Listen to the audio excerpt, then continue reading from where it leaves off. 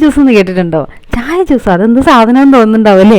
ചായ വെച്ചിട്ട് തയ്യാറാക്കുന്നത് കൊണ്ടാണ് ഈ ജ്യൂസിന് ചായ ജ്യൂസ് എന്ന് പേര് വന്നിട്ടുള്ളത്. മിക്സിയുടെ ഉള്ളിലോട്ട് നമ്മുടെ ചായ ഒഴിച്ചു കഴിഞ്ഞാൽ എന്ത് സംഭവിക്കും എന്നല്ലേ ചോദിച്ചത്. അപ്പം മിക്സിയുടെ ഉള്ളിലോട്ട് ചായ ഒഴിച്ചു കഴിഞ്ഞാൽ എന്താ സംഭവിക്കുന്നത് അറിയണമെങ്കിൽ ആദ്യം ചായ ഉണ്ടാക്കണം. അതിനായിട്ട് കുറച്ച് വെള്ളം വെച്ച് അതിലോട്ട് കുറച്ച് ചായപ്പൊടി ചേർത്ത് നന്നായി തിളപ്പിച്ച് കഴിഞ്ഞിട്ട് ഇതിനൊന്ന് അരിച്ചെടുക്കുക കേട്ടോ. ഇപ്പോൾ പഞ്ചസാര ഒന്നും ഇടണ്ട.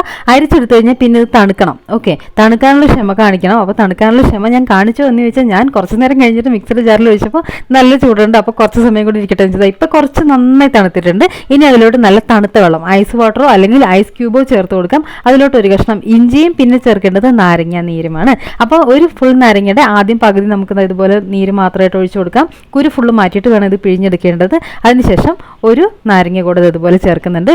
ഇത്രയും ചേർത്തതിന് ശേഷം ഇനി ചേർക്കേണ്ടത് പഞ്ചസാരയാണ്. പഞ്ചസാരയ്ക്ക് പകരം വേണമെങ്കിൽ തേൻ ചേർത്ത് കൊടുക്കാം. ഇല്ലാന്നുണ്ടെങ്കിൽ പഞ്ചസാര ഇഷ്ടമുള്ളവർക്ക് അത് തന്നെ ചേർത്ത് കൊടുക്കാം. എന്നിട്ട് പഞ്ചസാര കൂടെ ചേർത്ത് കഴിഞ്ഞാൽ ഇനി ചെയ്യേണ്ട നന്നായിട്ട് ഇതിനൊന്ന് അടിച്ചെടുക്കുക. ആ ഒരു നമ്മുടെ ഇഞ്ചിയൊക്കെ നന്നായി പതഞ്ഞത് ഇതുപോലെ പതഞ്ഞിട്ടൊരു ജ്യൂസ് ആയിരിക്കും കിട്ടുക കേട്ടോ. പക്ഷേ ആ ഇഞ്ചി ചേർത്തിട്ടുള്ളതുകൊണ്ട് തന്നെ ഒന്ന് അരിച്ചെടുക്കുക. അല്ലെങ്കിൽ ഇടയ്ക്കിടയ്ക്ക് ഇഞ്ചിയുടെ ചെറിയ പീസ് കിട്ടും. അപ്പം നമുക്ക് പീസൊന്നുമില്ല, നല്ലപോലെ കുടിക്കാൻ പറ്റും. ഇതിന് ഇതിലോട്ട് കുറച്ച് ഐസ് ക്യൂബ്സ് കൂടെ ചേർത്ത് കഴിഞ്ഞാൽ അടിപൊളി ഒരു ഡ്രിങ്കാണ്. നല്ല ടേസ്റ്റിയാണ്. ട്രൈ ചെയ്ത് നോക്കുക. ചായ ജ്യൂസ്.